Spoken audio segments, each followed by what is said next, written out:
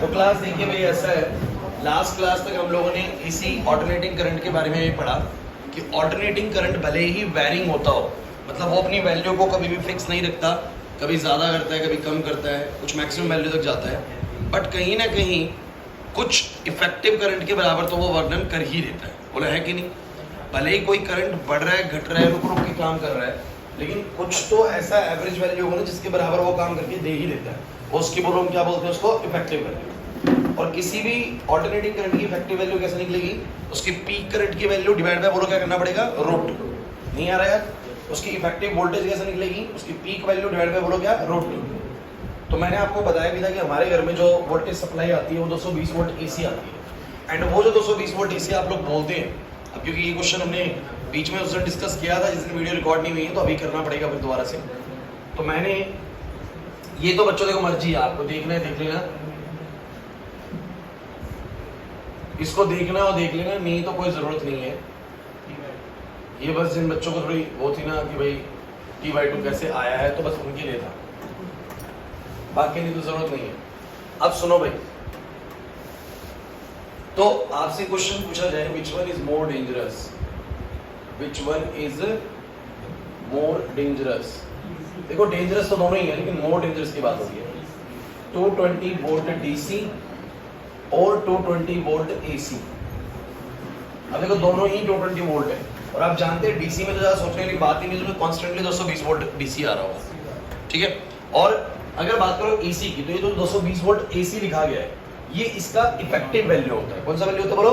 अगर बिल्कुल एसी के बारे में कोई बता रहे कि इतने वोल्ट का एसी है, इतने एम्पियर का एसी करंट है, तो ध्यान रखना वो हमेशा उसकी कौन सी वैल्यू की बात कर रहा होता है, इफेक्टिव वैल्यू। किस वैल्यू की बोलो? इफेक्टिव। तो मतलब ये जो 220 वोल्ट एसी है नहीं, इफेक्टिवली 220 वोल्ट का काम कर रहा है, लेकिन इसका पीक इससे काफी ज्यादा होगा। बोला है कि नहीं? जब इफेक्टिव ही इतना, तो पीक तो इससे ज्यादा होगा भाई। तो मुझे बताओ जरा, इस ऑल्टरनेटिंग करंट का पीक कैसे निकलेगा? फॉर एसी अगर मैं बात करूं, तुम लोग जानते हो जो ई इफेक्टिव होता है वो कितना होता है, E0 बाई में कितना, √2। तो पीक बोलो कितना आएगा, √2 टाइम्स ऑफ ई इफेक्टिव, यानी √2 का मतलब होता है 1.414, और ई इफेक्टिव का मतलब होता है 220। आप मल्टीप्लाई करेंगे 311 होता है, 310 पॉइंट कुछ आता है, वो 311 कर सकते हो।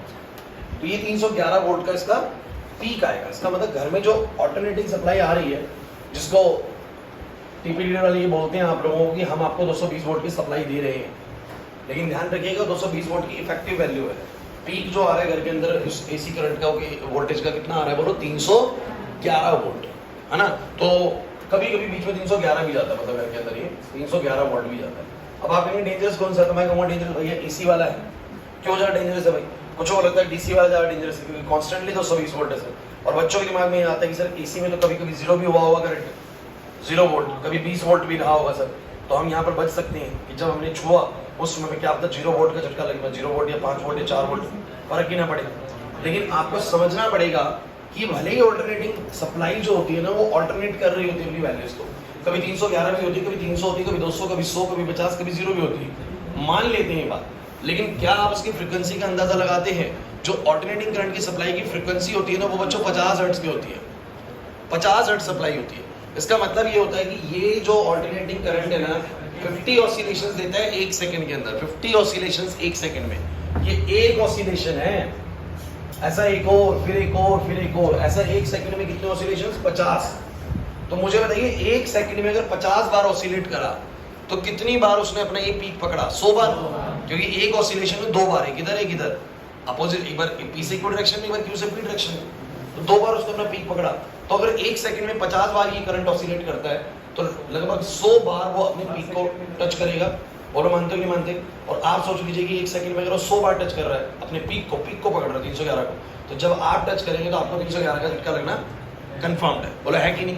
तो आपको 220 वोल्ट एसी से 220 वोल्ट का झटका कभी नहीं लगेगा, उससे ज्यादा का ही लगेगा। मान के चले 311 का लगेगा, कितने का बोलो? 300, और 220 वोल्ट डीसी से सिर्फ 220 वोल्ट का लगेगा। क्लियर होगा कि नहीं हुआ मेरे नहीं?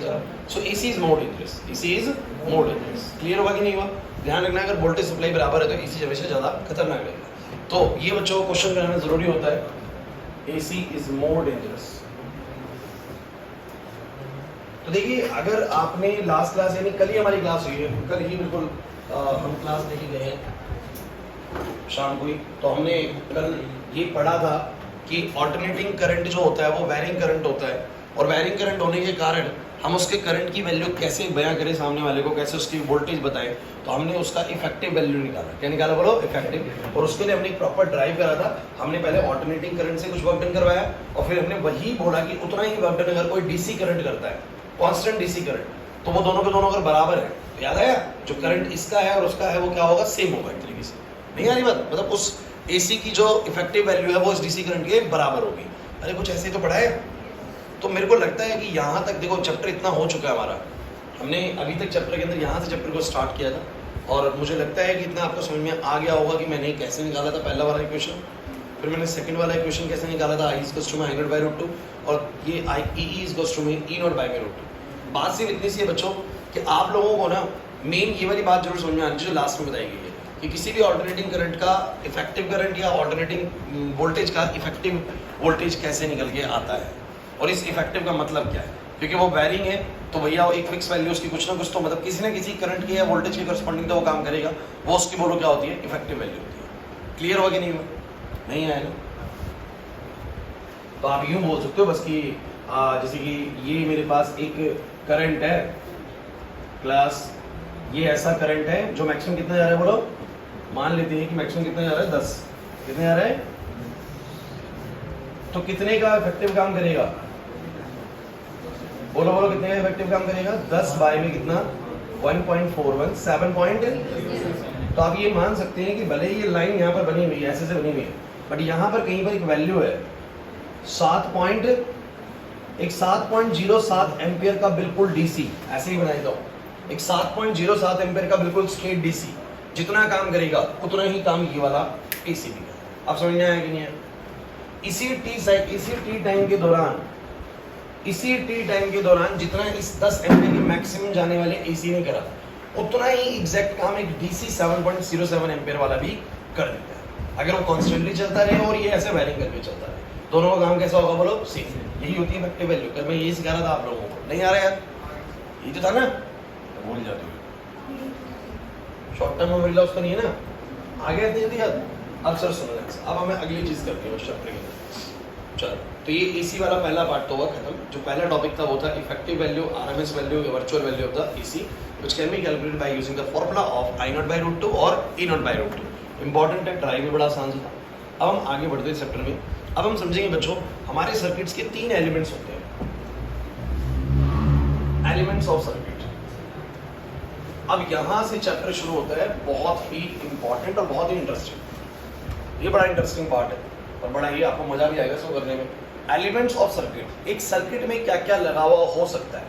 आप लोगों ने आज तक ज्यादातर काम करा है रेजिस्टर के ऊपर, इसके ऊपर, लेकिन पढ़ हम सब कुछ चुके हैं, हम कैपेसिटर भी पढ़ चुके हैं और इंडक्टर भी पढ़ चुके हैं। तो अब आपको बताया जाएगा कि एक सर्किट के अंदर जैसी मर्जी सप्लाई लगी हो, मान लो ऑल्टरनेटिंग सप्लाई लगी हो, तो इसके अंदर आपको कई सारी चीजें मिल सकती हैं। इसके अंदर आप लोगों को एक इंडक्टर लगा हुआ मिल सकता है। इंडक्टर जानते हो पिछले चैप्टर में पढ़ा था, इसलिए आपको पिछले चैप्टर आना चाहिए। क्या करता है इंडक्टर? शुरू में जब करंट सेट होने की कोशिश करता है तो ये इंडक्टर कॉइल उसके करंट को बोलो क्या करती है? अपोज करती है। बाद में जब करंट खत्म होने की कोशिश करता है तो भी अपोज करती है। तो ना तो करंट को बढ़ने देती ना करंट को घटने देती। तो ये तो इंडक्टर का काम होता है। तो दूसरा काम होता है, दूसरी चीज बोलो क्या होती है? कैपेसिटर, ये अपने आप को चार्ज करता है। और तीसरी चीज होती है बच्चों क्या? रेजिस्टर। ऐसा कुछ। हमारे सर्किट के अंदर 3 एलिमेंट्स आपको लगे हुए मिल सकते हैं, एक है इंडक्टर, एक है कैपेसिटर और एक बोलो क्या है? रेजिस्टर। समझने की कोशिश करना बच्चों, मैंने 3 चीजें बोली हैं। हमारे सर्किट्स के अंदर ये 3 एलिमेंट्स मौजूद हो सकते हैं। One is inductor, the other one is capacitor and the third one is resistor.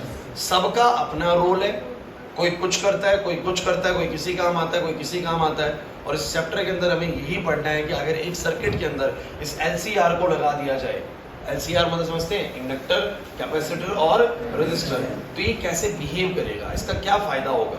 आज तक सिर्फ रेजिस्टर पढ़ा था, बट तीनों चीजें लग जाएंगी तो कैसा बिहेव करेगा। समझ में आ रहा है? तो कुछ बहुत इंटरेस्टिंग चीज स्टार्ट होने वाली है। लगभग ये रहेगा आज की क्लास, नेक्स्ट और नेक्स्ट मतलब तो 3 क्लास के अंदर पूरा LCR समझ में आपको आ जाएगा, पूरा समझ में आ जाएगा LCR का मुद्दा है क्या। लेकिन इस LCR को कभी भी ऐसे नहीं पढ़ाया था कि सीधा LCR पढ़ा जाए। पहले हम R पढ़ते हैं, फिर हम L पढ़ते हैं, फिर हम C पढ़ेंगे। फिर हम क्या पढ़ेंगे बोलो इनके कॉम्बिनेशंस, LR पढ़ेंगे, CR पढ़ेंगे, ठीक है। होता है LC भी है बट ये सिलेबस से आपका कट चुका है, ये बहुत पहले ही 3-4 साल पहले ही काट दिया गया था LC को।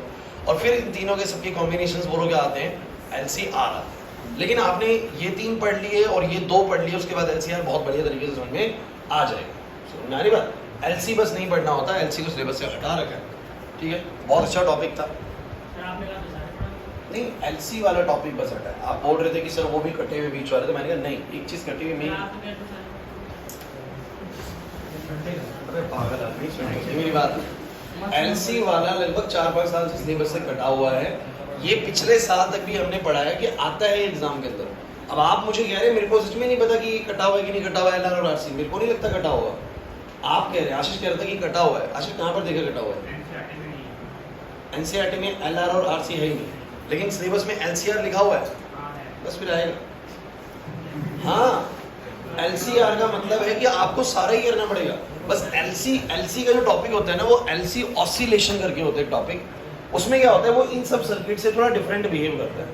बिना रजिस्टर के कोई सर्किट ना, मतलब उसका जो बिहेवियर होता है वो थोड़ा अलग तरह का होता है, तो वो बिल्कुल मतलब सेपरेट तरीके से पढ़ाया जाता है, तो वो इन्होंने हटा ही दिया सिलेबस से। हम लोग जब पढ़ रहे थे तब था सिलेबस में, बट वो अब नहीं है सिलेबस में, तो उसको अभी करने की जरूरत नहीं है, उसको आप हटा सकते हो, लेकिन बाकी सारा करना पड़ेगा। तो 1 बाय 1 करके हम पढ़ेंगे। किसको बोलो? रजिस्टर, इंडक्टर, कैपेसिटर, 2 साथ में ले ले तो क्या होगा, ये 2 साथ में ले ले तो क्या होगा, तीनों साथ में ले ले तो क्या होगा, ठीक है। चलो अब शुरू करते हैं। सबका काम थोड़ा थोड़ा तुम्हें याद है? अच्छा ये इसको भी शुरू करने से पहले एक छोटी सी बात सुनो। क्या मैं मान के चलूं कि तुम्हें इस इक्वेशन का मतलब पता है? E इक्वल्स टू में E naught sine omega T. क्या मतलब होता है इस इक्वेशन का?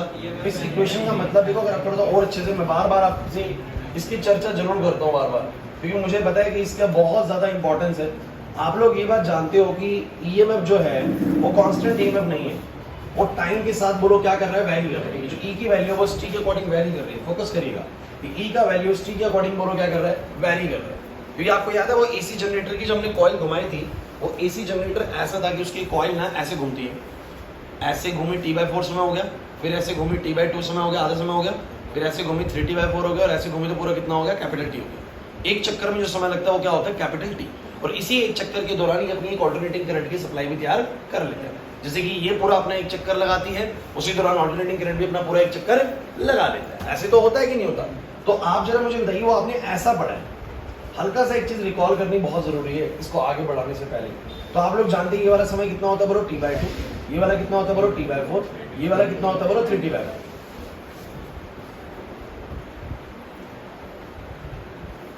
ये आपको पता है मैक्सिमम बोलो कितना आता है, पीक E0 आता है। बस मैं आप लोगों को ये बात बताना चाहता हूँ कि आपको जो E इक्वल्स में E0 sin ओमेगा t लिखते हो, इसी को तुम लोग और कैसे लिख सकते हो? तुम लोग जानते हो ओमेगा की वैल्यू कितनी होती है? ओमेगा की वैल्यू कितनी होती है बोलो? सर ओमेगा होता है 2 पाई बाय में t, इनटू में बोलो क्या, t। अरे ओमेगा होता है 2 पाई बाय t। फॉर्मूला पता है, ठीक है, नहीं पता है तो वीडियोस जाके कवर करो। मैंने AC जनरेटर जिस दिन कराया उस दिन मैंने ओमेगा का 2 पाई बाय t फॉर्मूला कैसे बनाया वो भी बताया था, ठीक है ना। अब मेरी बात सुनना भाई ध्यान से। साइन का देखो भाई, अगर आप मैथ्स के स्टूडेंट है तो आप बहुत फैमिलियर होंगे इस बात से। मैथ्स से नहीं है, बायो से हैं, तो अब हो जाएंगे। साइन थीटा होता है, ये एंगल मान लो 0 डिग्री है, इधर जाओगे तो बोलो कितना हो जाएगा, 90 का मतलब होता है π/2। कुछ कहीं मतलब 90 का मतलब π/2 कैसे? तो ऐसे याद कर लो, 360 डिग्रीज का मतलब रेडियन में जब कन्वर्ट करते हो तो 6.28 रेडियंस होता है। ये बिल्कुल वैसे ही है जैसे कि किलोमीटर और मीटर का रिलेशन है कि 1 किलोमीटर बराबर 1000 मीटर। वही तो होता है ना, 2 यूनिट हो गए डिस्टेंस के, किलोमीटर और मीटर उनके रिलेशन है। तो एंगल की भी 2 यूनिट है, 1 डिग्री और एक बोलो क्या, रेडियन। और 6.28 रेडियन इक्विवेलेंट होते हैं बोलो किसके, 360 डिग्री। नहीं आ रहा समझ? अब इसके हिसाब से मैं बोलूंगा कि इसी को तो मैं लिख सकता हूँ बोलो कितना, 2 पाई रेडियंस, क्योंकि पाई का मतलब ही 3.14 होता है। तो मुझे बताओ जरा, अगर 360 डिग्री 2 पाई रेडियन है तो 180 डिग्री कितना होगा, पाई रेडियन। 90 डिग्री कितना होगा, π/2। ऐसे चल रहा है बस, नहीं आया समझ में?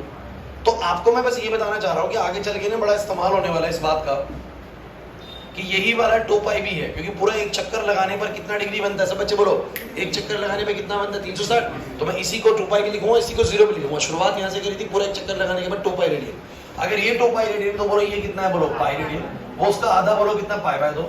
और ये कितने π/2 हो जाएगा, 1 2 3, ऐसे करके बोलो कितना, 3 π/2, यानी उसका 3 गुना 90 डिग्री का।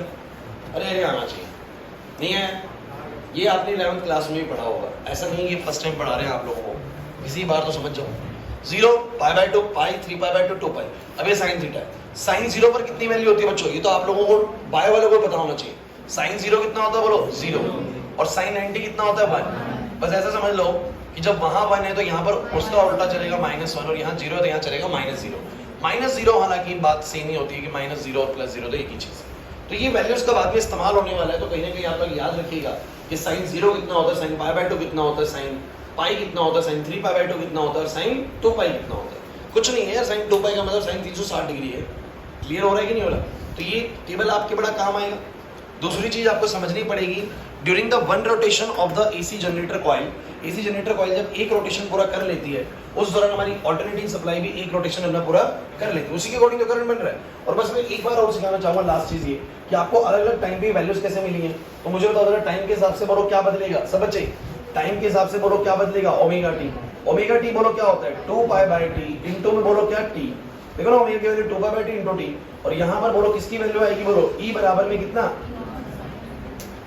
अरे यार नहीं आ रहा समझ, तो मुझे सब बच्चे बताओ टाइम 0 पर, सब बच्चे टाइम 0 पर t 0 रखने पर ओमेगा टी कितना हो जाएगा, 0। ओमेगा टी 0 हो जाएगा, ओमेगा टी 0 होते साइन 0 कितना 0, तो e की वैल्यू कितनी बोलो 0।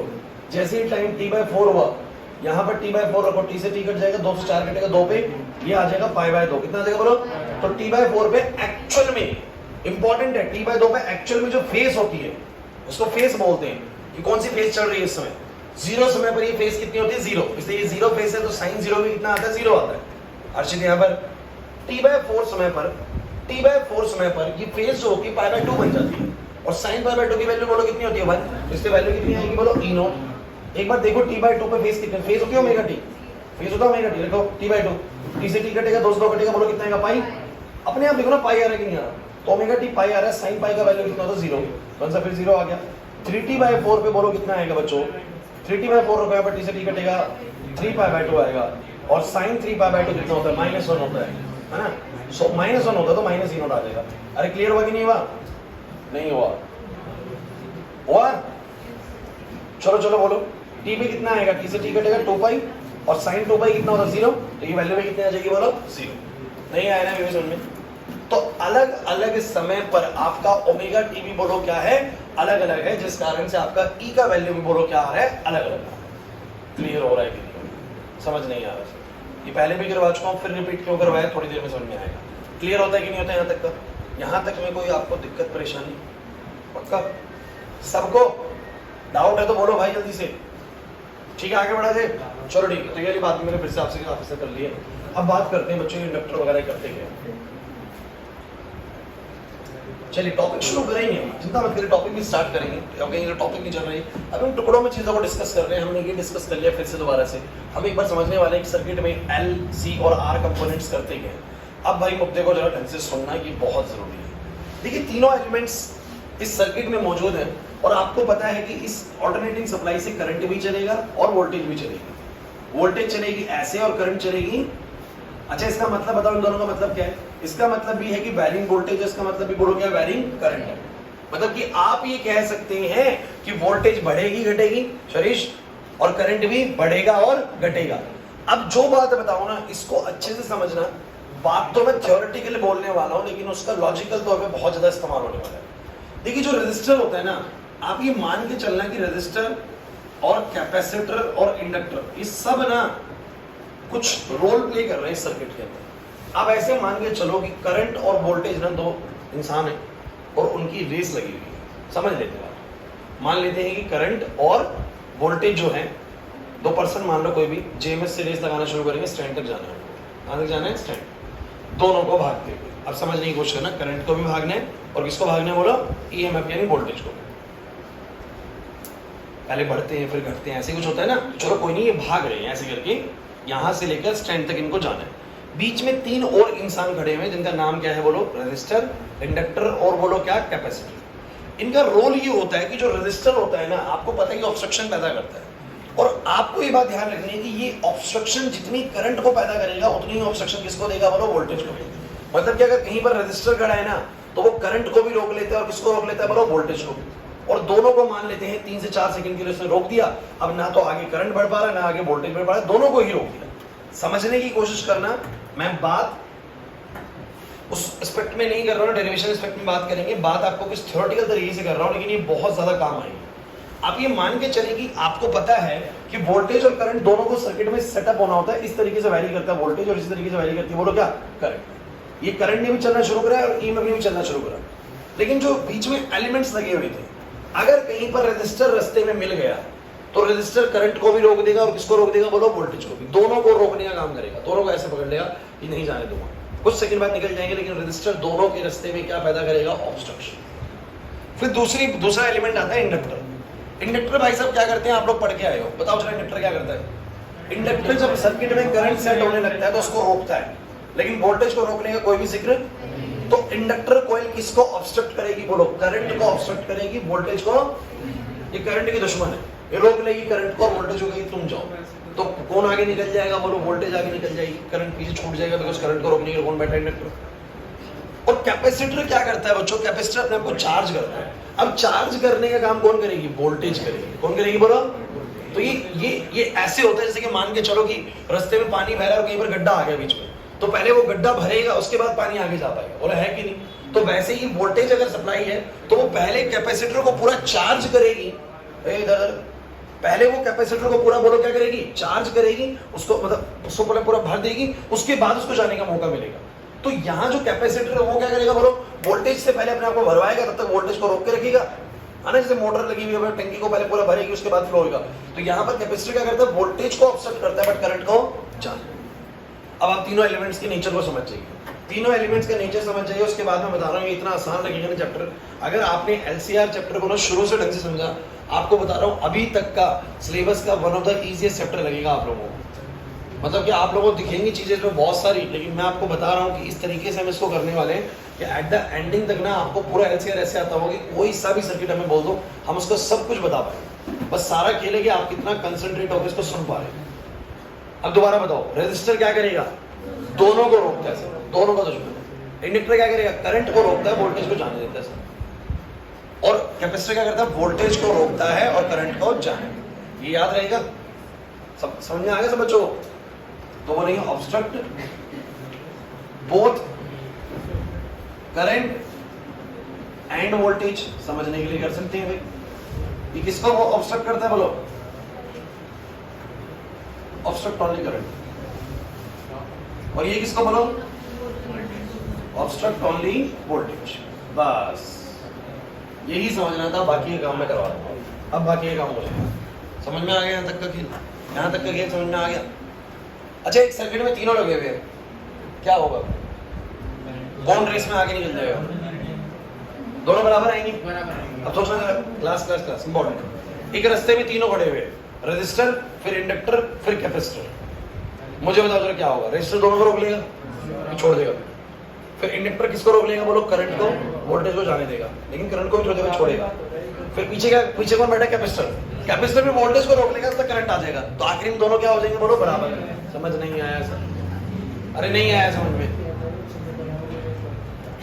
कुछ को नहीं आया। रेजिस्टर, इंडक्टर, कैपेसिटर, रेजिस्टर दोनों को रोकता है, इंडक्टर किसको रोकता है, करंट को रोकता है, कुछ देर के लिए ऑब्स्ट्रक्ट करता है, फिर जाने देता है। और वोल्टेज किसको रोकता है, बोलो सॉरी कैपेसिटर किसको रोकता है, बोलो वोल्टेज को।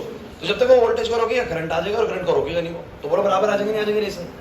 लेकिन सोचो कि एक सर्किट में रेजिस्टर और इंडक्टर लगाओ, बस रेजिस्टर और इंडक्टर। अब बताओ क्या होगा, कौन पीछे छूट जाएगा, रेजिस्टर दोनों को रोकेगा, इंडक्टर करंट को रोक लेगा, वोल्टेज को जाने देगा।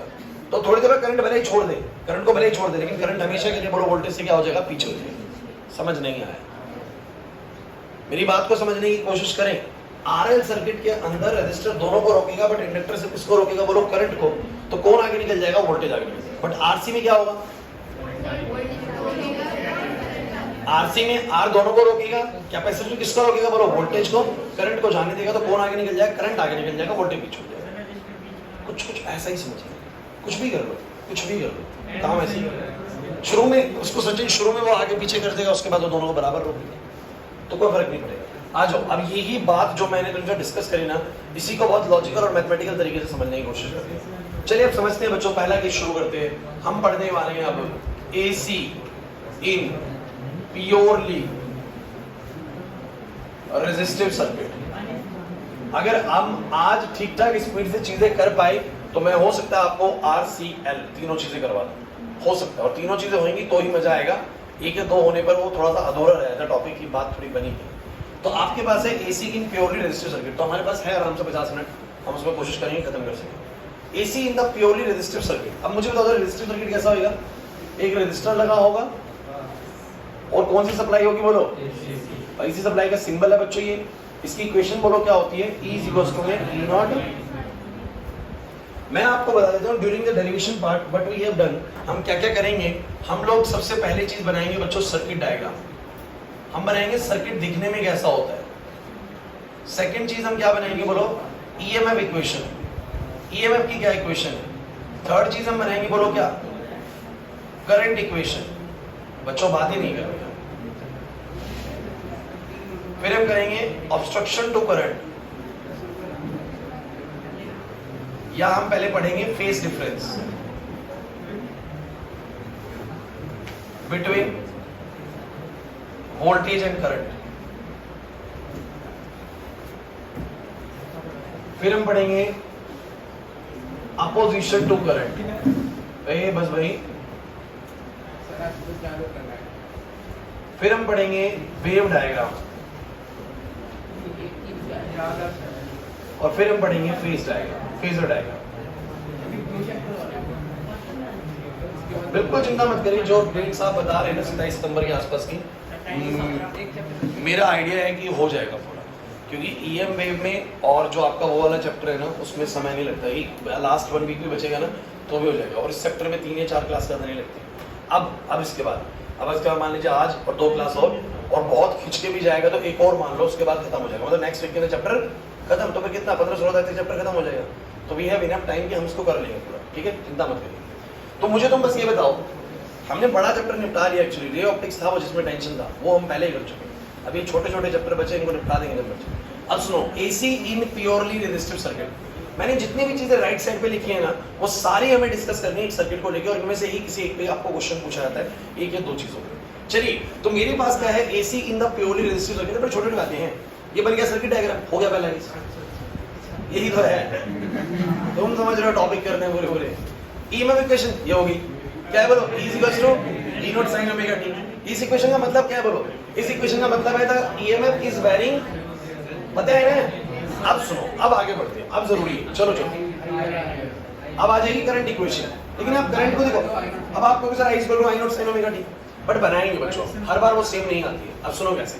आप लोग जानते हो कि रेजिस्टिव सर्किट के अंदर वोल्टेज किसके बराबर होती है? आप लोग ये बचपन से पढ़ते आ रहे हो, V = क्या होता है बोलो? IR। तो तुम मुझे बताओ जरा EMF क्या होगा बोलो? I × में क्या बोलो? R। और ढंग से समझना प्रोसीजर को। डेरिवेशन भले ही मैं कहता हूँ कि आप लोग रट लेते हैं, लेकिन कोशिश करा के समझ लीजिए उससे, है ना? टॉपिक तो आ ही जाएगा। तो E = में IR बराबर में E0 sin ωt। बिल्कुल सही है भाई। इसको मैं फर्स्ट इक्वेशन बोल रहा हूँ, मैं करंट इक्वेशन बनाने जा रहा हूँ। बोलो I कितना आएगा सब बच्चे? E0/R sin ωt। हालांकि ये बात मैं आपको बता चुका हूँ, मैं इसको I0 बोलता हूँ, लेकिन मैं इसको पूरे एग्जैक्टली बताऊंगा, समझाऊंगा कि कैसे I0 है। आप मुझे बताओ, इस I की वैल्यू जो है वो किस पर डिपेंड कर रही है? sin ωt पे। क्यों? क्योंकि इसी का पीक तो बदलता नहीं, पीक तो वही रहता है भाई। एक बार 311 बन गया, 311 बनता रहेगा। R सर्किट का कांस्टेंट वैल्यू होती है, मतलब I की वैल्यू पूरी तरीके से किसके ऊपर डिपेंड है बोलो? टाइम के ऊपर। अब समझने की कोशिश करना। मुझे बताओ ये I मैक्सिमम कब होगा? जब sin ωt अपनी कौन सी वैल्यू देगा? मैक्सिमम। और sin ωt की मैक्सिमम वैल्यू क्या होती है? 1, क्योंकि sin हमेशा मैक्सिमम वैल्यू कितनी देता है बोलो? 1। तो मैं बोलूंगा I is maximum when बोलो क्या? when sin ωt is = 1। तो जब ये 1 होगा तभी मैक्सिमम वैल्यू देगा। इसका मतलब जो ये 1 होने पे कितना वैल्यू देगा? E0/R। वो इस I की बोलो क्या होगी? Maximum value. जब ये 1 होगा, हाँ भाई इधर, जब ये 1 होगा तो जो वैल्यू आएगी 1 होने पे क्या वैल्यू आएगी? E0/R। That value is the maximum value of the current. That is, it means this is I0. This is, समझ नहीं आया सर। अब मुझे तुम फटाफट से बताने की कोशिश करो बच्चों। अगर मैं इसी को इस इक्वेशन में सब्स्टिट्यूट कर दूं, इसी में सब्स्टिट्यूट कर दूं, तो बोलो क्या बन जाएगी? इक्वेशन बिकम बोलो क्या बनेगी इक्वेशन?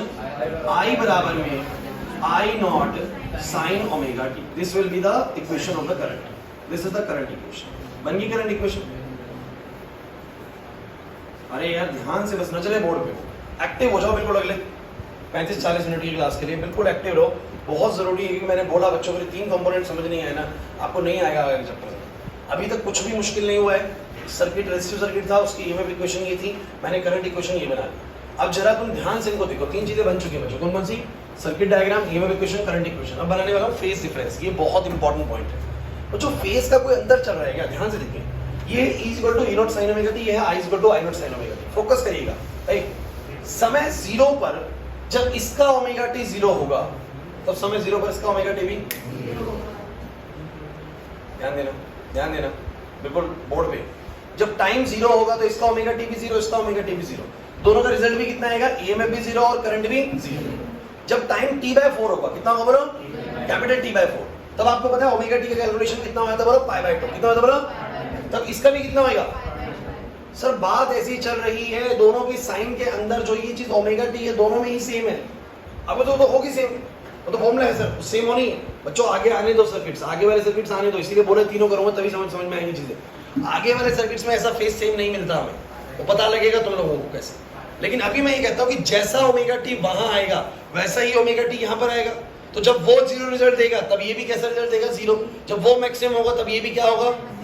जब वो अपोजिट डायरेक्शन में -0 बनाएगा तब ये भी क्या बनेगा? -I0। बोला है कि नहीं? इसे कहा जाता है कि ईएमएफ और करंट दोनों सेम फेज में चल रहे हैं। कैसे चल रहे बोला? वो 10th क्लास से याद करो ना कि आपने सेम फेज का मतलब ये होता है करंट वो ईएमएफ बढ़ी तो करंट भी बढ़ा, ईएमएफ घटी तो करंट भी घटा। आप तो ऐसे ही पढ़ते आए हो, इसी को बोलते हैं सेम फेज में चलना। इसे क्या बोलते हैं बोलो? करेक्ट नहीं है बच्चे? समझे? मैंने ये बोला कि सेम फेज का मतलब क्या होता है, कहते हैं in the purely resistive circuit current and voltage have no phase difference, they are in the same phase. They are in the same phase. क्यों? जब ये 0 तो ये भी 0, जब वो π/2 ये π/2, मतलब वो E नॉट होगा तो ये बोलो कितना हो जाएगा? I0, फिर वो 0 होगा तो ये वापस से कितना हो जाएगा? बोलो 0 हो जाएगा। मींस कहते हैं current and voltage are in the same phase, there is no phase difference between the voltage and the current. मतलब वोल्टेज बढ़ेगी तो करंट बढ़ेगा, वोल्टेज घटेगी तो करंट घटेगा, वोल्टेज अपोजिट डायरेक्शन में बढ़ेगी तो करंट भी अपोजिट में बढ़ेगा। बिल्कुल साथ साथ चलते दोनों, आपको इधर तो होना चाहिए। लेकिन बच्चों की चिंता मत करो, अगले 10 मिनट के अंदर वो टॉपिक आने वाला है जिसमें मैं आपको दिखाऊंगा कि वोल्टेज तो बढ़ रहा है बट करंट घट रहा है। ऐसा भी हो सकता है, वोल्टेज बढ़ रही है बट करंट, ऐसा कब हो सकता है? इंडक्टिव में हो सकता है ना, वोल्टेज तो चलने लग गई है बट करंट बनना क्यों नहीं हुआ बोलो? क्योंकि इंडक्टर कॉइल किसको अपोज करती है? करंट। तो हो सकता है वोल्टेज बढ़ रही है बट करंट सर्किट में, तो जरूरी नहीं है जैसा आपने आज तक रेजिस्टिव में पढ़ा सब कुछ वैसे ही होता है। वो आपने सिर्फ और सिर्फ रेजिस्टिव सर्किट के लिए पढ़ा है, हर एक सर्किट के लिए ऐसा होना ट्रू। तो समझो मेरी बात को बच्चों, वहां पर ओमेगा टी, यहाँ पर ओमेगा टी, इसीलिए कह रहा हूं टॉपिक में बने रहना जरूरी है। और हो सकता है चीजें अभी थोड़ी कम रिकॉल करें, बट सेकंड थर्ड केस से मैं कराऊंगा ना तब आपको मजा आएगा सो करने में। तो यहाँ पर आप ऐसे ध्यान सुनेगा बच्चों, ओमेगा टी तो बोलो क्या बोलेंगे? करंट, वोल्टेज या EMF and current are in the same phase. दोनों के बीच में फेज बोलो कैसा है? That is there is no phase difference, there is no phase difference. तो कोई फेज डिफरेंस नहीं है। चलिए अब एक क्लास प्लीज, सर्किट का अपोजिशन क्या है? मैं देखो सर्किट का अपोजिशन निकालने का एक सिंपल सा फंडा बताया था। इसका अपोजिशन में से आ रही है क्या है बोलो? आर यानी रेजिस्टर। किसी भी सर्किट का अपोजिशन निकालना, किसी भी सर्किट का अपोजिशन निकालना उसकी वोल्टेज टू द करंट की रेशियो से, वोल्टेज टू द करंट की। आप बचपन से ऐसे पढ़ते आ रहे हो, V इक्वल्स टू में क्या होता है? IR। R क्या होता है बोलो? V बाय में क्या? I। किसी भी सर्किट का अपोजिशन कितना होता है? जितनी उसकी वोल्टेज होती है डिवाइड बाय जितना उसका करंट होता है, उसका रेशियो बोलो क्या होता है? उसका अपोजिशन। तो इस सर्किट का अपोजिशन कितना होगा? ध्यान सुनो, अपोजिशन कितना है बोलो? Opposition to current, opposition to current. तो बीच में जो तुमने ये वाली इक्वेशन निकाली, इसमें देखो जरा ध्यान से, वोल्टेज ये रही, करंट ये रहा, वोल्टेज टू द करंट किसके बराबर आ रहा है बोलो? R के। किसके बराबर बोलो? तो मैं बोलूंगा कि अपोजिशन टू द करंट इस सर्किट में बोलो कितना है बोलो? मैं बोलूं E नॉट बाय में I नॉट की वैल्यू कितनी है बोलो? E नॉट बाय में I नॉट की वैल्यू बोलो कितनी है? R। कुछ कहीं से समझ में नहीं आया कैसे? अरे मैंने कहा कि किसी भी सर्किट का अपोजिशन निकालने का एक टेक्निक बता रहा हूं कि वोल्टेज डिवाइड बाय करंट कर दो, बोलो क्या आ जाएगा उसका? अपोजिशन। इधर बताओ जरा, वोल्टेज डिवाइड बाय करंट होने में क्या आ रहा है बोलो? R। मतलब इस सर्किट का अपोजिशन बोलो कितना है? R। आपके नहीं समझ में तो वैसे ही पता लग रहा है सर्किट का अपोजिशन R है, बट ये मैं आपको एक स्टैंडर्ड तरीका बता रहा हूं जो आगे भी काम आएगा कि वोल्टेज टू द करंट को डिवाइड करो, जो वैल्यू सर्किट के लिए मिल रही है वो उसकी बोलो क्या होती है? अपोजिशन होती है। तो सर्किट की अपोजिशन कोई दिक्कत नहीं है, डायरेक्ट भी याद कर सकते हो, R है सर, रेजिस्टर इसका बोलो क्या है? अपोजिशन है। चलिए बात करते हैं लास्ट की दो चीजों पे, एक वेव डायग्राम पर, एक फेजर डायग्राम पे। गाइस वेव डायग्राम बहुत इंपॉर्टेंट है, बोर्ड पे ध्यान समझिएगा। वेव डायग्राम क्या कहता है? ये टाइम इक्वेशन है, ये मेरे पास मान लीजिए ईएमएफ इक्वेशन। तो तुम सब बच्चे मुझे बताओ, एक कलर चूज कर लेते हैं हम ईएमएफ और करंट के पूरे चैप्टर में। क्लास प्लीज बोलो कैसा बनेगा? ऐसा बनेगा। ये मैक्सिमम वैल्यू पीक वैल्यू बोलो कितनी होती है? अब बस मेरा आपसे ये कहना है कि अगर मैं करंट यहाँ बनाना चाहूँ, प्लीज गाइस इस कलर से बनाओ जो दिखता आपको बढ़िया से। येलो तो येलो हो गया ना भाई, वो रेड नहीं दिखता बच्चों। ब्लू ब्लू ले लो, ब्लू दिख जाएगा। नहीं ब्लू नहीं दिख सकता। ठीक है, ये वाला ले लो। नहीं सही है, येलो ले लो चमकता हुआ। चलो आओ, चुप रहो, तुमसे कुछ नहीं पूछना। सुनो, बात सिंपल सी ये है कि जब ईएमएफ कितना होगा 0, तब करंट भी कितना होगा? अरे सोचो ना, जब टाइम उसमें 0 तो ओमेगा टी उसका 0 तो इसका भी ओमेगा टी 0। जब वो ईएमएफ 0 तो करंट भी कितना बोलो 0। जब वो π/2 देगा तो ये भी कितना देगा π/2। अब जब ये π/2 इसका भी π/2 तो ये E0 तो ये बोलो क्या I0। मतलब ये समझ लो कि जब वो मैक्सिमम है तो करंट भी बोलो क्या होगा। लेकिन बस इतना सा फर्क होता है कि करंट हमेशा जो आता है बच्चों बोर्ड पे, करंट हमेशा आता है वोल्टेज बाय में बोलो क्या? रेजिस्टर। करंट हमेशा क्या आता है बोलो? वोल्टेज बाय में क्या? तो हमेशा वो वोल्टेज से थोड़ा सा बोलो क्या आएगा? कम आएगा। क्या आएगा बोलो?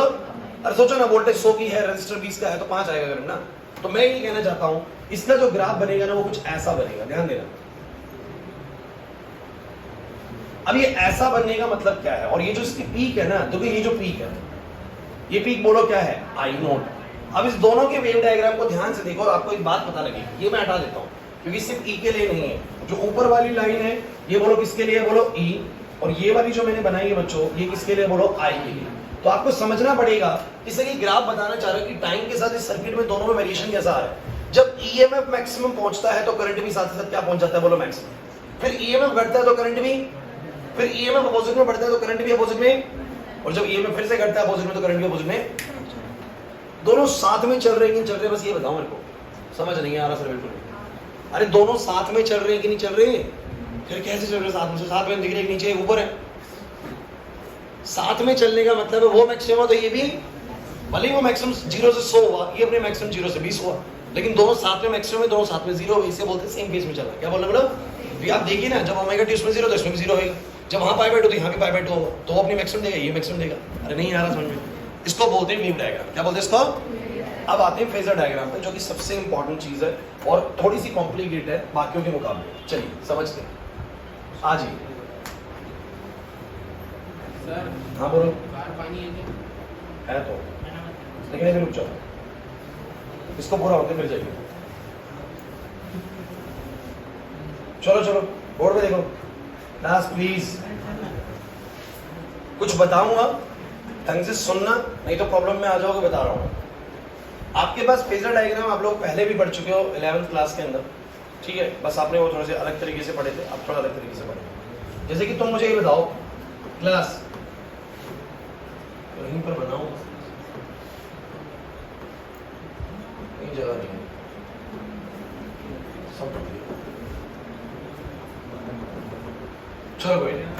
आप मुझे एक बात बताओ बच्चों, अगर मैं बोलूंगी E इज इक्वल्स टू में E0 sin ओमेगा टी, उस वेरिएशन को मैं ऐसे दिखाऊं, ध्यान देना कि लेंथ जो है ना, ये कांटा जो है ना, ये मैंने E0 बोल दिया। इस लेंथ को मैंने कितना बोल दिया? E0। ध्यान देना यार, बड़ा ही इंटरेस्टिंग है और बड़ा इजी भी है, ध्यान सुनो। अब यहां से मैंने इसको ऐसे एक परपेंडिकुलर ड्रॉ किया और मैंने कहा कि जो लेंथ है ना बच्चों, मान लो ये लेंथ E है। क्या है लेंथ बोलो? ये E है। ये कांटा बोलो कितना है? बोलो E0। और ये जो एंगल बन रहा है ये है ओमेगा। कितना है बोलो? डोंट वरी, बड़ा इजी लगेगा, आप बस ध्यान सुनते चलना। अब यहाँ पर ये कांटा ऐसे E0 का है और ये हाइट बोलो क्या है? बोलो E। ये कुछ ऐसे है कि जैसे ये कांटा नीचे जाएगा, ये कांटा नीचे जाएगा तो E की हाइट भी बोलो क्या है? नीचे, क्योंकि E बिल्कुल इसके बोलो कैसे चलता है? बोलो परपेंडिकुलर। जैसे कि जहां पर ये कांटा है उसी के बिल्कुल करस्पॉन्डिंगली जो हाइट आएगी वो क्या आएगी? बोलो E आएगी। समझो मेरी बात को, जहां ये कांटा है उसके करस्पॉन्डिंग जो हाइट आएगी बोलो क्या आएगी? E। अब तुम दिमाग लगाओ ना, अगर ये कांटा ऊपर की तरफ जा रहा है तो बोलो हाइट भी E की ऊपर की तरफ जा रही है, जा रही? समझ नहीं आ रहा सर। और अगर ये कांटा नीचे जा रहा है तो E की हाइट भी नीचे जा रही है, जा रही? तनिष्का तुम क्या करने लग रहे हो? समझ में नहीं आ रहा, क्या लिख रहे हो? जिस समय ये चीज चल रही है उस समय क्यों लिखने लग रहे हो? फिर तुम्हें यही समझ में नहीं आएगा। जिस समय सबसे जरूरी चीज चल रही है लिखना विखना, पता नहीं क्यों आप सेंसलेस चीज करते हो। आपको कुछ करवाया जा रहा है, आपको बस बोर्ड पे देखना चाहिए उसको, और ऐसी चीज करवा रहा हूँ कि आपको प्रॉब्लम करेगी। मैंने बोला फेजर के बिना चीजें बननी ही नहीं, इसके बिना होना ही नहीं कॉन्सेप्ट ये वाला। यहाँ तक समझ में आया जितना कराया। अब इसको देखो ना, इंपॉर्टेंट चीज है। आप लोग मुझे बताओ ये कांटा बोलो क्या है? ई नोट है। अब ये ई नोट की हाइट है, इसके कोरस्पॉन्डिंग जो परपेंडिकुलर ड्रॉ है बोलो वो क्या है? ई है। मैं ये कह रहा हूँ अगर मैं इस कांटे को नीचे लेके जा रहा हूँ, मुझे ई की वैल्यू बताओ, बढ़ रही है घट रही है? घट रही है ना, क्योंकि देख लो जरा, अगर मैं इस कांटे को यहाँ ले आऊँ तो ई की वैल्यू बस इतनी ही आएगी, और मैं इसको ऊपर ले जाऊँ तो ई की वैल्यू बढ़ जाएगी। करे कैसे सर? अरे कांटा तो ऐसे ही मूव करेगा ना, ऐसे ही तो मूव करेगा। तो ई की वैल्यू बढ़ रही है, नीचे आते हो बोलो क्या हो रही है? घट रही है। इसको इस तरीके से समझने की कोशिश करनी है। देखते हैं एक बार, ध्यान सुनना। तो फेजर ने क्या करा? फेजर ने क्या करा भाई, इसको ना उस वेरिएशन को, जिस वेरिएशन को आप लोग ऐसे बना रहे हो ना, इस वेरिएशन को एक और तरीके से समझाने की कोशिश करी फेजर की मदद से। कैसे? आप लोग सब बच्चे ध्यान दें। इस कांटे को मैं लेके आऊंगा, आप मुझे वैल्यूज रिपीट करेंगे। इस कांटे को मैं नीचे ले आया बिल्कुल यहाँ पर, मुझे बताओ जरा ई की वैल्यू कितनी है? सब बच्चे भाई, अगर इस कांटे को बिल्कुल यूं नीचे ले आऊं तो बोलो ई की वैल्यू कितनी हो जाएगी? 0 हो जाएगी। 0 फिर बताएंगे कैसे 0? अरे क्योंकि ये तो ई नोट ही है, ये तो ई नोट ही है, लेकिन सर मैं नीचे लेके आ रहा हूं तो इसकी हाइट घट रही है परपेंडिकुलर की, और घटते घटते बोलो यहाँ पर कितनी? 0। तो यहाँ से शुरू करते हैं, आप मुझे वैल्यूज बोलते चलना, ठीक है? यहाँ से शुरू करते हैं। अब घुमाना शुरू कर रहा हूँ मैं इसको, ऐसे घुमाना शुरू करा, घुमाना शुरू करा, ऐसे ऐसे ऐसे ऐसे ऐसे ऐसे ऐसे। अब बताना वैल्यू कितनी होगी? ई की वैल्यू बिल्कुल ई नोट हो जाएगी। ई की वैल्यू बिल्कुल, क्योंकि देखो ऐसे बढ़ रही है, बढ़ रही है, बढ़ रही है, बढ़ रही है, बढ़ रही है, बढ़ रही है, यहाँ पर परपेंडिकुलर पहुंच गई, तो ई के बराबर कितना हो जाएगा? ई की वैल्यू कितनी हो जाएगी? ई नोट। समझ नहीं आया सर? अब बताना जरा, अब बताना जरा। इसके बाद ये कांटा फिर से यूं जाने लगेगा तो ई की वैल्यू क्या होने लगेगी? घटने लगेगी। नहीं घटेगी?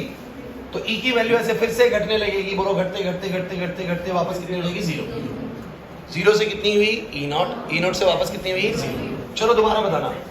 अब यूं जाएंगे नीचे की तरफ, तो नीचे वाला एक्सिस नेगेटिव एक्सिस है, पॉजिटिव एक्सिस नेगेटिव एक्सिस, तो ये नीचे जाएंगे तो बोलो कितना हो जाएगा? बोलो माइनस ई नॉट। नहीं आया समझ में? और जब इसको घुमा के मैं वापस यूं लेके आऊंगा तो वापस से कितना हो जाएगा? बोलो ई नॉट। आप वेरिएशन बताओ कैसा हुआ? इस कांटे का वेरिएशन देखना बस। 0 से ई नॉट चढ़ा, ई नॉट से वापस 0, फिर 0 से बोलो क्या? माइनस ई नॉट, और फिर माइनस ई नॉट से बोलो क्या? नहीं आया समझ?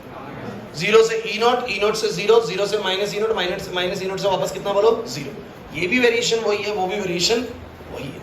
यहाँ भी ई की वैल्यू जो है ना, इस कांटे के हिसाब से जब चल रही है, अभी मैं आपको इसका एनिमेशन प्रॉपर दिखाऊं तो आपको दिखेगा, जब उसमें तो यूट्यूब पे तो मूव करता हुआ दिखा देंगे इसको, और दिखेगा ये ऊपर जा रहा है, फिर नीचे आ रहा है, परपेंडिकुलर वाला पॉइंट, ये पॉइंट ऊपर जा रहा है, फिर नीचे आ रहा है, फिर नीचे जा रहा है, फिर कांटा उधर चल रहा है, लेकिन जो उसकी हाइट कोरस्पॉन्डिंगली बन रही है वो ऊपर जाती है मैक्सिमम, फिर नीचे आती है, फिर नीचे जाती है, फिर ऊपर आती है।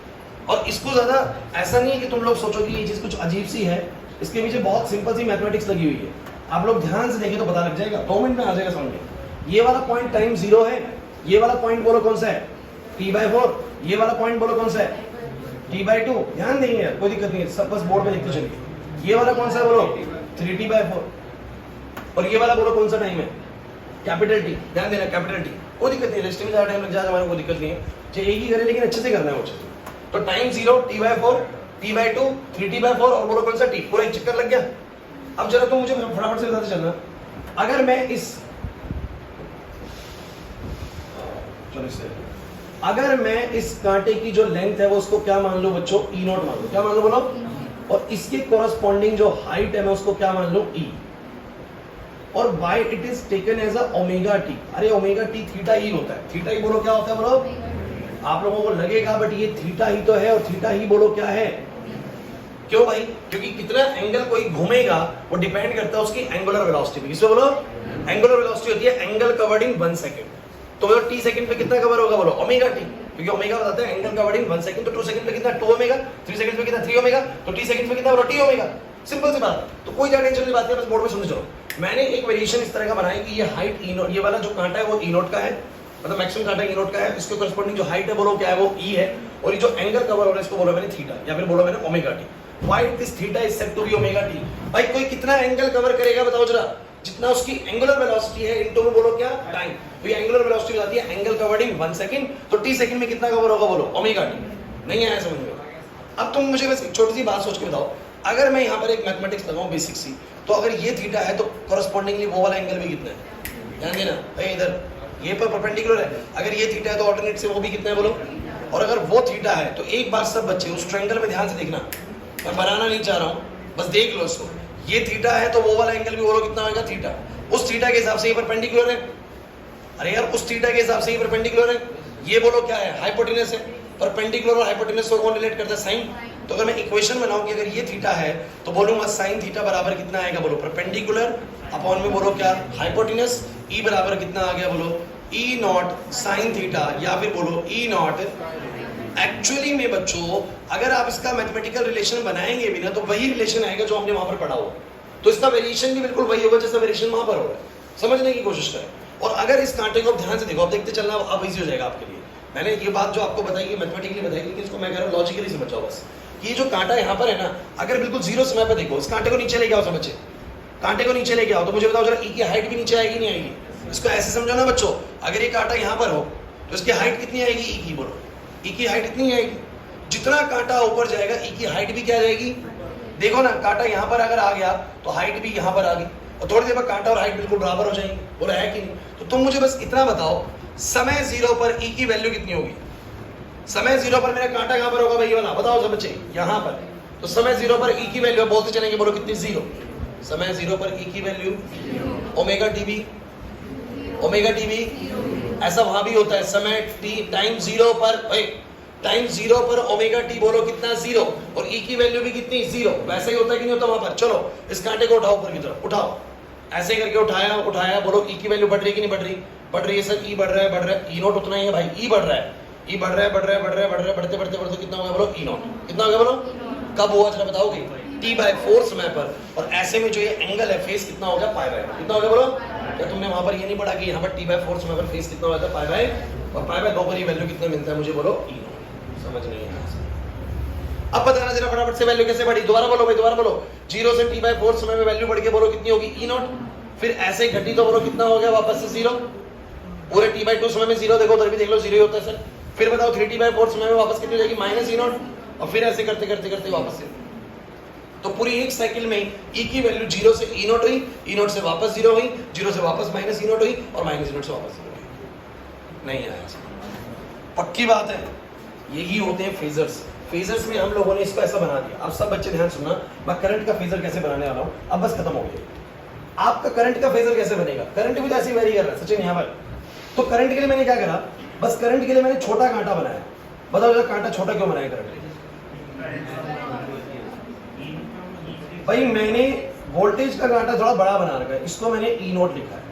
और करंट का जो कांटा है ना, करंट का जो कांटा है वो थोड़ा छोटा बनाया है, ये है आई नोट। और जो ये इसकी कॉरेस्पॉन्डिंग हाइट आएगी बच्चों, ये क्या है बोलो,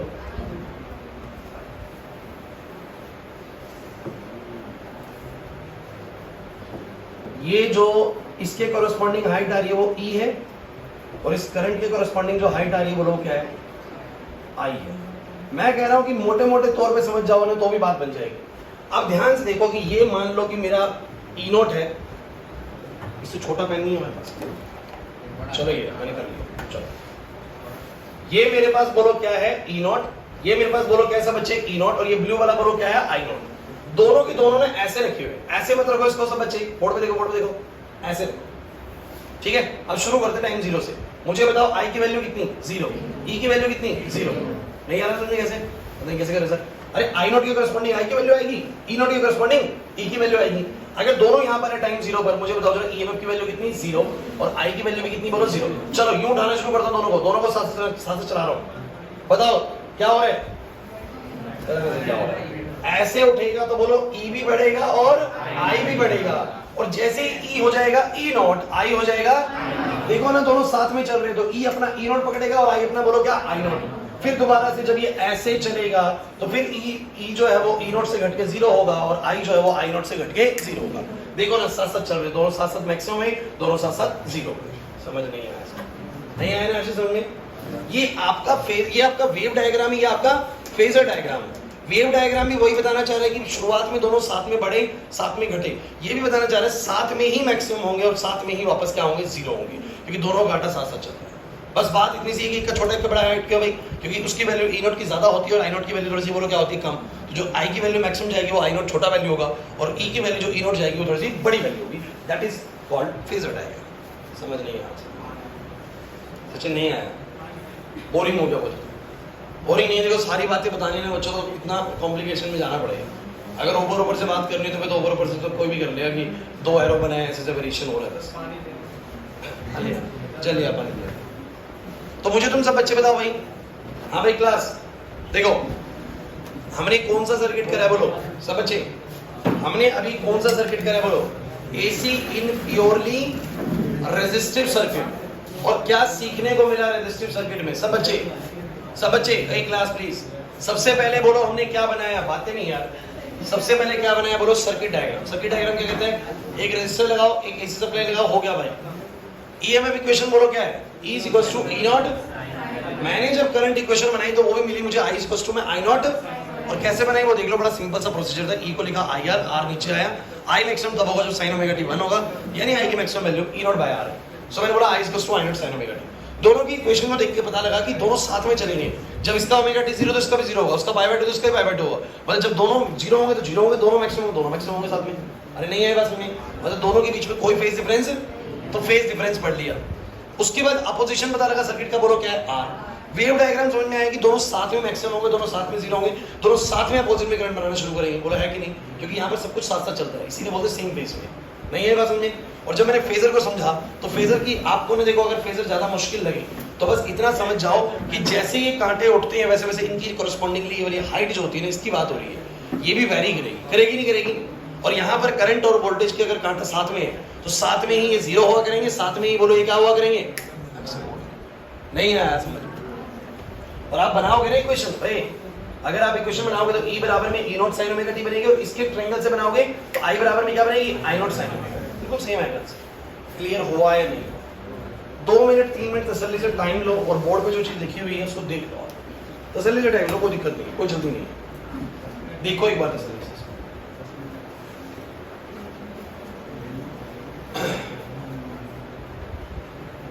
फेजर मुश्किल लग रहा है? नहीं है ना? ये पता है 11th में भी था, जब y = में a sin ओमेगा t पढ़ रहे थे, वो 0 से a गया, इससे फिर 0 आया, फिर 0 से माइनस a में। ये भी मैंने पता नहीं कितनी बार सिखाया है, इससे निकाल के। ठंडा नहीं हो रहा चल?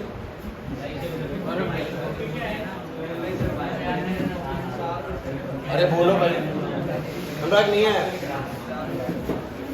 रटना तो नहीं पड़ रहा, समझ में आ रहा है?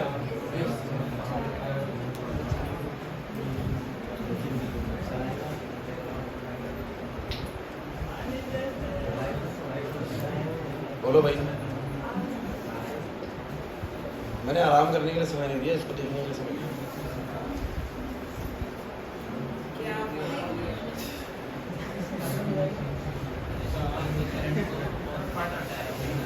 तुम आधे बच्चे सुबह सुबह इतने आलस में हो गए, कोई बात समझ नहीं आती। सुबह सुबह तो एक्टिव होते हैं, मैं एक्टिव नहीं रहता।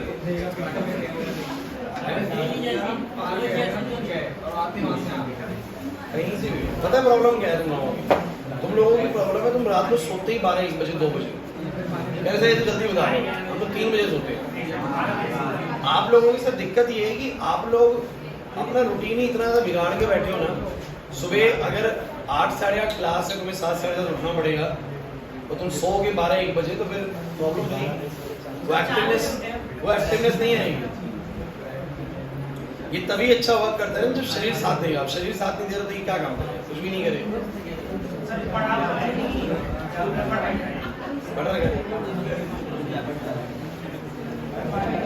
चलो इंडक्टिव और कैपेसिटिव भी करा दूं, करवा देता हूं, फ्लो में हो जाएगा, जल्दी हो जाएगा। अब उसमें उतना समय नहीं लगेगा, पक्का नहीं लगेगा।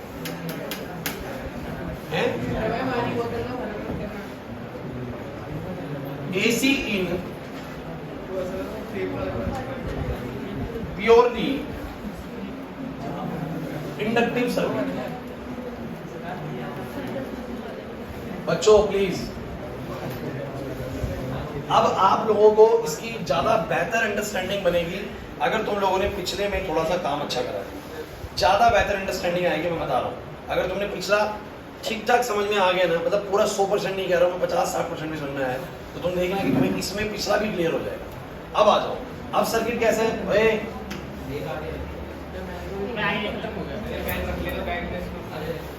पेन रख दे वापस इधर। ये मेरे पास एक इंडक्टर है और ये मेरे पास एसी सप्लाई है। एक इंडक्टर है, बोलो बिल्कुल जाते कर लेना, ठीक है, 20 मिनट छुट्टी हो जाएगी। एक इंडक्टर है और नीचे बोलो कौन सी सप्लाई है? बोलो एसी सप्लाई। अब बच्चों मुझे तुम एक बात बताओ, इधर नहीं चंदा रही है यहाँ पे देखो। एसी सप्लाई की जो ईएमएफ इक्वेशन होती है बोलो क्या होती है? E बराबर में कितना? अरे सर सप्लाई तो ऐसे ही जाएगी, ईएमएफ की सप्लाई ऐसी ही जाएगी। इसका वेरिएशन भी पता है हमें कैसे बढ़ेगा और घटेगा, बिल्कुल ऐसे जाएगा नहीं जाएगा। आप सब बच्चे मुझे बताओ, यहाँ तक की बात क्लियर है?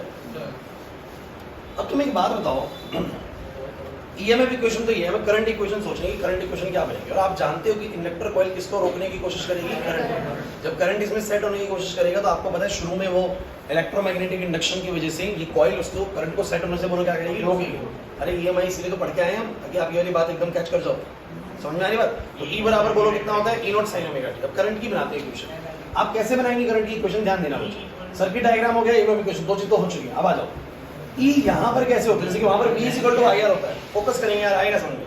वहां पर V IR होता है, यहाँ पर V क्या होता है? यहाँ पर आपने पढ़ा है E में माइनस का L di/dt, बोला है कि नहीं?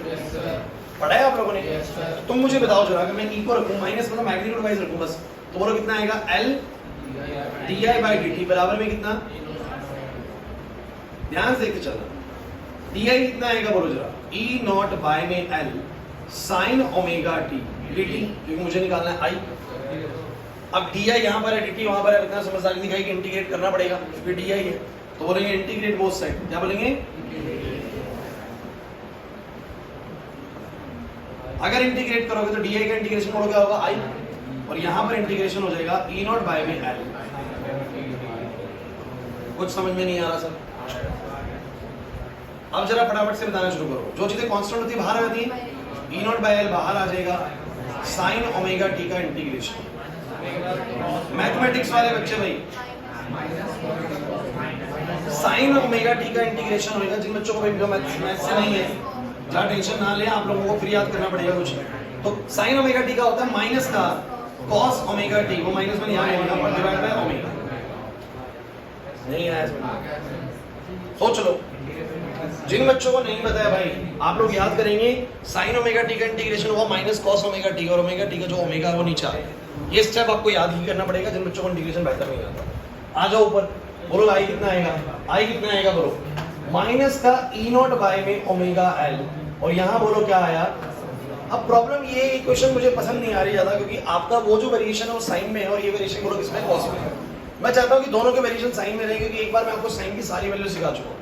तो याद करो 10th क्लास में एक आइडेंटिटी पढ़ी थी, 10th की भी थियरम थी वो, कि sine 90 minus theta cos theta होता है। अरे होता है, यही बात बच्चों ने 11th 12th में ऐसे पढ़ ली कि 90 को ही तो बोलो क्या बोलते हैं? पाई बाय 2। तो sine pi by 2 minus theta बोलो क्या होता है? Cos theta. ये पढ़ा हुआ है भाई? नहीं पढ़ा हुआ है, 10th में भी था भाई। तो मुझे तुम ये बताओ, जो कॉस ओमेगा टी है मैं उसको क्या लिख सकता हूँ? जो कॉस ओमेगा टी है मैं उसको क्या लिख सकता हूँ? बोलो बच्चे, sine pi by 2 minus omega t. अरे नहीं आ रहा समझ में? नहीं आ रहा? अब मुझे बताओ, अगर इसमें साइन ओमेगा टी है, ये sine pi by 2 minus omega T, मैं इसका माइनस बाहर ले लूं। माइनस क्या ले लूं बोलो? अगर मैं इसका माइनस बाहर ले लूं तो बोलो क्या आ जाएगा? E नॉट बाय में ओमेगा L, माइनस कट जाएगा इसका और ये बन जाएगा साइन ओमेगा टी माइनस का पाई बाय 2। कोई दिक्कत वाली बात? कोई दिक्कत वाली बात नहीं। यहां तक बोलो समझ में आ रहा है? और शायद अब तुम्हें एक बात और हिट करी होगी दिमाग में, सर इस बार ऐसा नहीं कि उसका साइन ओमेगा टी है तो इसका साइन ओमेगा टी नहीं है, सर इसका sign omega t minus pi by 2। Minus मतलब जब उसमें एंगल, सोच के देखना, दिमाग लगाना, जब उसमें एंगल पाई होगा, कितना होगा बोलो? पाई। तो यहाँ पर पाई माइनस पाई बाय 2 होगा, यानी कितना होगा? पाई बाय 2। समझे नहीं ना? उसका ओमेगा टी जब कितना होगा? पाई। तो यहाँ भी तो ओमेगा टी पाई होगा ना, तो पाई में से जब पाई बाय 2 घटेगा तो इसका जो अंदर एंगल बनेगा वो कितना बनेगा? पाई बाय 2। तो उसका पाई के हिसाब से रिजल्ट आएगा, इसका पाई बाय 2 के हिसाब से रिजल्ट आएगा। चिंता मत करिए उस बात पे, मैं आऊंगा, बस आप लोग अभी बस बोर्ड पे ध्यान से सुनिए। अब आप कहोगे सर इक्वेशन बनी है? नहीं बच्चों, आप मुझे बताओ आई मैक्सिमम कब होगा? I is maximum when sine give its maximum value.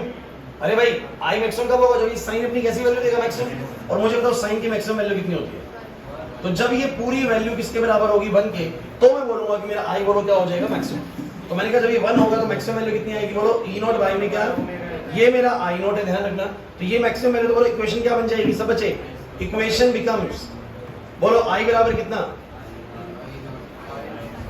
बस यहीं पर इंपॉर्टेंट टर्म बन चुका है, ये है करंट इक्वेशन। ये क्या है बोलो? और ये करंट इक्वेशन आप लोगों को क्या कह रही है कि सर ईएमएफ अगर E naught sine omega t है तो current I naught sine omega t नहीं है, I naught sine omega t minus pi by 2 है। सर ये फेस में पाई बाय 2 पीछे चल रहा है, पाई बाय 2। और चिंता मत करिए, मैं इसका मतलब समझाऊंगा, बस आपको अगले 5 मिनट बोर्ड पे ध्यान से सुनना है। इसका एग्जैक्ट मीनिंग बताऊंगा क्या चीज है। अगर वो ओमेगा टी तो omega t minus pi by 2 है, इसका मतलब बोलो क्या बोलोगे? Current legs voltage by pi by 2 phase. Current voltage से कितनी पीछे चल रही है बोलो? पाई बाय 2 फेज से पीछे चल रही है। अब इस पाई बाय 2 फेज से पीछे चलने का मतलब मैं समझाने जा रहा हूं, आप लोग बस बोर्ड पे ध्यान से सुनिएगा। आप लोग समझो करना क्या है, क्लास बिल्कुल बोर्ड पे बने रहना, बस और कुछ नहीं करना, ध्यान सुनो।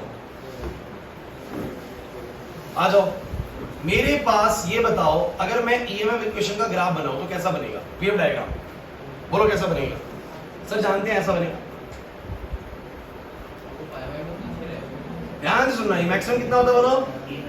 अभी सारी कहानी समझ में आने वाली है बच्चों, इंपॉर्टेंट है। मुझे तुम बताओ जब ओमेगा टी इसका 0 होता है, टाइम 0 पर ओमेगा टी कितना होता है? 0। तो वो 0 होने पर ओमेगा टी 0 होने पर वो 0 कितना है? 0। फिर जब टी इसका टी बाय 4 होता है, ऐसे बोल रहा हूँ सारे शब्द, टी जब कितना होता है बोलो? टी बाय 4, तब इसका पाई बाय 2 फेज आता है, साइन पाई बाय 2 पर वैल्यू कितनी आती है? ई नॉट आती है। सारी चीजें तुम्हें पता है कैसे वेरिएशन करता है, पता है ना? अब तुम ध्यान से सुन के बताओ। जिस समय मैं थोड़ा सा आगे से शुरू कर रहा हूँ, मैं थोड़ा सा आगे से स्टार्ट कर रहा हूँ, ध्यान देना भाई, ध्यान देना, शिवानी बातें मत करो। देखो जिस समय मेरा ईएमएफ पाई बाय 2 फेज का है, कितना बोलो? आपने 0 से क्यों नहीं शुरू कर रहे? कराऊंगा 0 से भी, लेकिन पहले पाई बाय 2 समझो। जिस समय उसमें फेज पाई बाय 2 होगी, या मान लो कि चलो पाई बाय 2 ले लो, उसमें फेज पाई बाय 2 होगी, ओमेगा टी बोलो कितना होगा? पाई बाय 2। कब होगा? जब बच्चों कब होगा? टी बाय 4 समय पर ईएमएफ का फेज कितना चलता है? पाई बाय 2। कितना चलता है बोलो? सब बच्चों की नजरें बोर्ड पे हुए। मैं बोल रहा हूँ कि टी बाय 4 समय पर ओमेगा टी का फेज कितना होता है? पाई बाय 2। और साइन पाई बाय 2 कितना होता है? 1। ईएमएफ की वैल्यू कितनी आती है? ई नॉट। सारी बातें ठीक है कि नहीं? मुझे बस ये बताओ कार्तिक, इधर अगर ये ओमेगा टी होगा, सॉरी पाई बाय 2 होगा, तो मुझे बता इसके अंदर कितना एंगल आएगा? इसके अंदर कितना एंगल आएगा? सोच के बताओ सब बच्चे। अगर उसका ओमेगा टी पाई बाय 2 होगा तो इसके अंदर की वैल्यू क्या आएगी? इसके फेज की वैल्यू क्या आएगी? 0 ना, क्योंकि अगर ओमेगा टी उधर पाई बाय 2 है तो यहाँ पर पाई बाय 2 रखूंगा, तो पाई बाय 2 से पाई बाय 2 घट के बोलो कितना बचेगा? 0। तो ये रिजल्ट देगा 0 के हिसाब से। साइन 0 कितना आएगा बोलो? 0 आएगा। समझे नहीं मेरी बात को? दोबारा समझो। मैंने ये बोला जिस समय उसमें एंगल पाई बाय 2 होगा, इसके अंदर का एंगल बताओ कितना होगा? इसके अंदर का एंगल 0 होगा सर। मतलब वो जब साइन पाई बाय 2 पर अपनी मैक्सिमम वैल्यू ई नॉट देगा, कितनी देगा बोलो? तब ये अपनी पाई बाय 2 माइनस पाई बाय 2 बोलो कितनी? 0। साइन 0 बोलो कितना? 0। तब ये अपनी कितनी वैल्यू देगा बोलो? 0। चिंता मत करो, ये कितनी वैल्यू देगा बोलो? 0। एक और बात समझते हैं, जब वो अपनी कौन सी फेज पे पहुंचा? पाई फेज पे। कौन सी फेज पे बोलो? जब उसने पाई के हिसाब से साइन पाई बोलो कितना दिया? 0 दिया। तब ये बताओ कितना पहुंचा? Pi minus pi by 2। और पाई में से पाई बाय 2 घटाओ कितना आएगा? गणित नहीं आ रहा समझ में? वो पाई पे होगा तो ये कितने पे होगा? Pi minus pi by 2। तो यानी कितना आएगा? पाई बाय 2। और साइन पाई बाय 2 कितना होता है? 1। तो वैल्यू कितनी आएगी बोलो? आई नॉट। कितनी आएगी बोलो? इसकी मैक्सिमम वैल्यू आ गई आई नॉट। ध्यान से समझो हुआ क्या है ना, थोड़ी देर में सारी पिक्चर क्लियर हो जाएगी। बस तुम्हें देखना पड़ेगा कि उसके अंदर अगर ओमेगा टी जाता है ना, तो उतना ही ओमेगा टी तो यहाँ पर भी आता है, लेकिन पाई बाय 2 अपने आप वैल्यू कम हो जा रही है। अगर ये दिखा रहा है अपनी pi phase, sorry pi by 2 phase, तो ये कितने दिखा रहा है बोलो? Pi by 2 minus pi by 2 0। ये 0 के हिसाब से आंसर कर रहा है। वो पाई बाय 2 के हिसाब से आंसर कर रहा है, ये 0 के हिसाब से आंसर कर रहा है। वो पाई के हिसाब से जब आंसर करेगा तब ये पाई बाय 2 के हिसाब से आंसर करेगा। आप लोगों को मैं एक बहुत सिंपल स्ट्रेटेजी बता देता हूँ। आप लोग जब भी ये वेरिएशन करते हो ना, आप लोग बस ध्यान रखना, आप लोग ये बात ध्यान रखना कि ये 0 रिजल्ट होता है। ये मैक्सिमम चीजें कब देता है साइन? मैक्सिमम चीजें कब देता है साइन? अपनी पाई बाय 2 फेज पे। ये वाला रिजल्ट कब देता है बोलो? पाई फेज पे। ये वाला रिजल्ट कब देता है? 3 पाई बाय 2 फेज पे। और ये वाला कब देता है बोलो? आपको समझना पड़ेगा कि कोई भी साइन वाला फंक्शन अपना 0 रिजल्ट 0 पे देगा, मैक्सिमम 1 वाला रिजल्ट देगा पाई बाय 2 फेज पे, ये वाला पाई पे देगा, ये वाला 3 पाई बाय 2 पर, ये वाला बोलो कितने पे? 2 पाई पे। मैं कह रहा हूं जिस समय ईएमएफ अपनी कौन सी फेज शो कर रहा है बोलो? पाई बाय 2 वाली। कौन सी बोलो? तब उस समय करंट अपनी कौन सी फेज शो कर रहा है? 0 वाला। कौन सी वाली बोलो? क्योंकि वो पाई बाय 2 तो सर उसमें 0। जब वो अपनी पाई वाली फेज शो कर रहा है, जब वो अपनी पाई वाली फेज शो कर रहा है, देखो ये कितनी करेगा? वो पाई वाली, तो ये पाई माइनस पाई बाय 2 यानी पाई बाय 2 वाली, यानी अपनी मैक्सिमम फेज शो करेगा। समझ नहीं आने से। जब वो अपनी कौन सी फेज शो कर रहा है, देखो उसकी फेज आ गई 3 पाई बाय 2 वाली। कौन सी बोलो? उसको रखो 3 पाई बाय 2 एक बार रखो, उसको 3 पाई बाय 2 रखो, यहाँ आएगा 3 पाई बाय 2 माइनस पाई बाय 2। जब 3 पाई बाय 2 में से माइनस पाई बाय 2 घटेगा तो बोलो कितना आएगा, पाई आएगा। कितना आएगा बोलो, और साइन पाई की वैल्यू 0 तो ये 0 हो जाएगा। समझो मेरी बात को। तो आपको नहीं लग रहा कि वो पाई बाय 2 वाली कंडीशन दिखा रहा है, ये 0 वाली दिखा रहा है। वो पाई पे पहुंच गया, ये कहां पहुंचा बोलो, पाई बाय 2 पे। वो 3 पाई बाय 2 पे पहुंच गया, कहां पहुंचा, पाई पे। वो अपनी 2 पाई पे पहुंच गया, वो अपनी 2 पाई फेज पे पहुंच गया। ये अपनी कौन सी फेज शो करने लग रहा है उस समय, 3 पाई बाय 2 वाली फेज शो करने लग रहा है। और जब वो अपनी नेक्स्ट फेज बनाने लग जाएगा तब जाके ये अपनी बिल्कुल 2 पाई वाली पे पहुंचेगा, और वो 2 पाई से आगे मतलब अपनी नेक्स्ट साइकिल में जा चुका है। इसका मतलब कौन पीछे रह गया बताओ जरा, करंट। और बहुत क्लियर मैसेज जाता है कि शुरू में ईएमएफ तो बननी शुरू हो जाती है बट करंट की फॉर्मेशन नहीं है, नहीं है समझ। जब ईएमएफ अपनी पीक पकड़ लेता है उस समय तो करंट बनना शुरू करता है। ऐसा ही तो होता है इंडक्टर कॉइल में कि वो करंट थोड़ी देर बाद बनना स्टार्ट होता है। ऐसा क्यों हुआ, क्योंकि इंडक्टर बैठा हुआ था, उसने वोल्टेज को जाने दिया और करंट को रोक लिया। कितना रोका, कितना रोका, सब बच्चे दिमाग लगाओ, कितना रोका, सिर्फ पाई बाय 2 फेज जितना रोका। कितना बोलो, पाई बाय 2 फेज से पीछे छुड़वा दिया उसको, कि उसको पाई बाय 2 आगे निकल जाएंगे फिर छोड़ो। तो वो पहुंच गया अपनी मैक्सिमम फेज पे। ये कहां से शुरू कर रहा है, स्टार्ट कर रहा है। अब इसका देखो वेव डायग्राम बनना स्टार्ट हो रहा है, तो वो अपनी कौन सी कंडीशन शो कर रहा है, पाई बाय 2 वाली। और ये अपने कहां पर है बोलो, 0 वाली। वो कौन सी कंडीशन शो कर रहा है, पाई वाली। ये अपनी कौन सी कंडीशन शो कर रहा है, पाई बाय 2 वाली। अरे मैक्सिमम कब होता है, पाई बाय 2 पे होता है ना यार, नहीं आ रहा समझ में। सर वो शो कर रहा है अपनी 3 पाई बाय 2 वाली, ये शो कर रहा है करंट अपनी पाई वाली। वो शो कर रहा है 2 पाई वाली, ये कर रहा है 3 पाई बाय 2 वाली। इसका मतलब हर तरीके से करंट अब पाई बाय 2 से फेज से बोलो क्या होगा, पीछे छोड़ दिया। और फ्रीक्वेंसी दोनों की सेम होती है, कभी भी करंट आगे नहीं निकल पाएगा, वो भी ऑसिलेट करेगा, ये भी करेगा, लेकिन ये हर बार पाई बाय 2 पीछे छूट जाएगा, बिकॉज शुरू में पाई बाय 2 पीछे छूट गया। समझ में आ रहा कि नहीं आ रहा। अगर वोल्टेज ने शुरू में 2 कदम आगे फालतू रख दिए ना, और करंट ने चलना 2 कदम बाद शुरू करा, तो फिर वो हमेशा आगे के लिए 2 कदम हमेशा पीछे रहेगा। क्लियर हुआ कि नहीं हुआ। और ऐसा इंडक्टर कॉइल में इसीलिए होता है, बिकॉज इंडक्टर कॉइल किसको अपोज करने की कोशिश करते हैं, करंट को। इसी उसकी equation E not sin omega t, इसकी equation I not sin omega t minus pi by 2। और चिंता मत करिए, आपको लगेगी थोड़ी सी मुश्किल है, कम समझ में आ रही है, लेकिन मैं आपको बता रहा हूँ, हम इसको इतनी बार डील करने वाले हैं इस चैप्टर में, इतनी बार आप ये सुनेंगे ना, LCR तक पहुंचते पहुंचते तुम्हारे दिमाग में फिट हो जाएगा कि इंडक्टर क्या करता है, कैपेसिटर क्या करता है, रेजिस्टर क्या करता है। लेकिन वो फिट तभी होगा जब आपने ये कुछ सुना होगा। मैं कह रहा हूँ कि 50% चीजें भी समझ में आ जाएंगी ना अभी, तो पूरा 100% समझ में आ जाएगा LCR तक पहुंचते पहुंचते। लेकिन अभी तुमने 10% भी समझने की कोशिश नहीं करी है, फिर किसी भी कीमत पे आपको समझ नहीं आना। आ रही है बात समझे। वेव डायग्राम सबको समझ में आया क्या हुआ ये वेव डायग्राम में, ये किसका वेरिएशन है बोलो, करंट का, और वो किसका वेरिएशन है, और दोनों में क्या चल रहा है बोलो। जब करंट अपनी पाई बाय 2 फेज के तब तक करंट नहीं बनता, सॉरी वोल्टेज अपनी पाई बाय 2 फेज तक पहुंचा मैक्सिमम तक, तब तक तो करंट नहीं आया ना समझ में। फिर करंट जब घटना शुरू होता है, देखो ये वाला सीन आ गया, करंट जैसे वोल्टेज घट रही है, करंट बढ़ रहा है। हो सकता है सर ऐसा, कोई बोलेगी क्या ऐसा हो सकता है कि इस सर्किट में वोल्टेज घट रही हो करंट बढ़ रहा हो, आप कहेंगे सर हो सकता है, बट रेजिस्टिव में नहीं होता। ऐसा किसमें हो सकता है, इंडक्टिव में हो सकता है। देखिए ना, हमने पाया ऐसा, क्योंकि वोल्टेज जो करंट है वो पाई बाय 2 फेज से लैग करता है हमेशा इंडक्टिव सर्किट के अंदर। क्लियर हुआ कि नहीं हुआ। तो यहाँ पर मैंने लैग बता दिया कितने से लैग करता है। एक लास्ट बात बताऊंगा, उसके बाद मैं फ्री कर दूंगा आपको, ज़्यादा नहीं कराऊंगा आज इसको।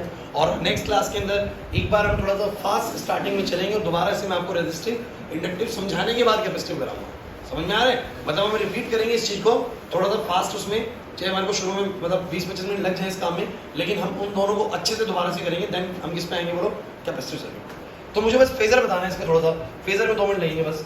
आप मुझे बताओ, अगर मैं इसका फेजर बनाता हूँ, क्लास प्लीज अपोजिशन कल करेंगे, फेजर बनाता हूँ, सब बच्चे मुझे बताओ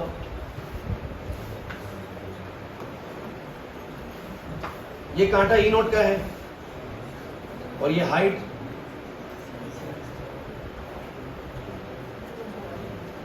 पता है करंट कहां पर है। क्या बच्चों करंट साथ साथ चल रहा है, इसकी करंट साथ साथ चल रहा है कि जब EMF मैक्सिमम हो तो करंट भी मैक्सिमम होगा, ऐसा कुछ हो रहा है नहीं सर।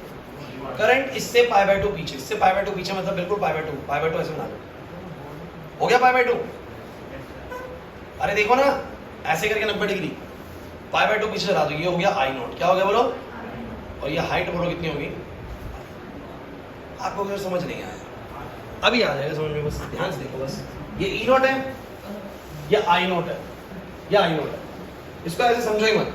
अब इसको दोनों को साथ में चलाओ, ऐसे साथ में चलाओ, ऐसे ले आओ ऐसे। अब बताओ सब बच्चे, जिस समय E की वैल्यू बोलो कितनी है, E नॉट कितनी है बोलो, वो जो ब्लैक वाला पेन है वो E है, तो E बोलो कितना है, E नॉट। उस समय करंट बताओ कितना है, 0। वेव डायग्राम देखो एक बार, दिख रहा है? चलो अब बताना कि कैसे कैसे हो रहा है। ये घुमाता हूं मैं, अब बताओ ई क्या हो रहा है, घट रहा है, आई क्या हो रहा है, बढ़ रहा है। ई क्या हो रहा है, घट रहा है, आई क्या हो रहा है, तो ई घट के ई नॉट से 0 हुआ और आई बढ़ के 0 से बोलो कितना हुआ, आई नहीं आएगा। तो ये बिल्कुल देखो अभी ऐसे ही है, फिर एक साइकिल के बाद ऐसे होगा, फिर उसके बाद भी अगर मैं घुमाऊंगा तो अब आई घटना शुरू हो जाएगा और ई दूसरी साइड पे बढ़ना शुरू हो जाएगा, आई घटना शुरू हो जाएगा, ई दूसरी साइड पे बढ़ना शुरू हो जाएगा। लेकिन वो π/2 पीछे चल रहा है, इसी कारण से ऐसा हो रहा है कि ये तो मैक्सिमम पहुंच गया 0 पे, फिर वो अपनी पाई फेस पे चला गया और ये बोलो कौन सी पे आया, π/2 फेस पे आया, फिर वो 3π/2 फेस पे चला जाएगा और ये घूम के कितने पे आएगा, पाई फेस पे आएगा। मतलब वो π/2 से लैग कर गया, बिकॉज उसकी मैथमेटिकल इक्वेशन में वहां ओमेगा टी होता है, तो यहाँ पर ओमेगा टी माइनस π/2 होता है। जब वो π/2 शो करेगा तब ये π/2 माइनस π/2 यानी 0 शो करेगा। जब वो पाई के अकॉर्डिंग आंसर करेगा तब ये पाई माइनस π/2 यानी π/2 के अकॉर्डिंग आंसर करेगा। जब वो 3π/2 के अकॉर्डिंग आंसर करेगा तब ये 3π/2 माइनस π/2 यानी पाई के अकॉर्डिंग आंसर करेगा। अरे समझ नहीं आया। जब वो 2π के अकॉर्डिंग आंसर करेगा तब ये 2π माइनस π/2 यानी 3π/2 के अकॉर्डिंग आंसर करेगा। मतलब हर बार अपने को π/2 पीछे वाला आंसर करेगा। क्लियर हुआ या नहीं हुआ? समझ नहीं आया सर, बहुत मुश्किल काम हो गया। देखिए ऐसा है, क्लास बस फिनिश कर रहा हूँ।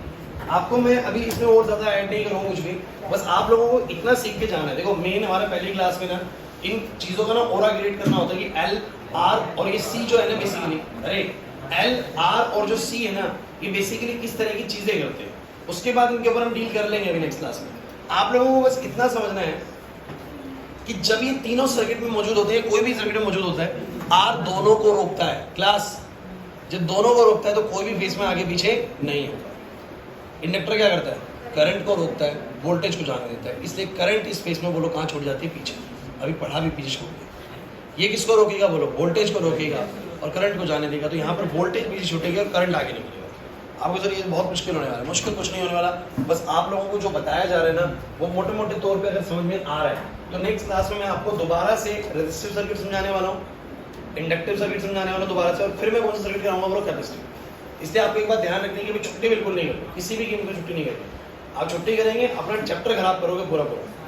क्लियर हो रहा है कि नहीं हो रहा? हो जाएगा। तो इतना जितना कराया कुछ कुछ तो समझ में आ गया होगा, मामला ही नहीं आ गया समझ में, इतने को घर जाके पढ़ो। बाकी मिलते हैं नेक्स्ट क्लास में, कल मिलेंगे।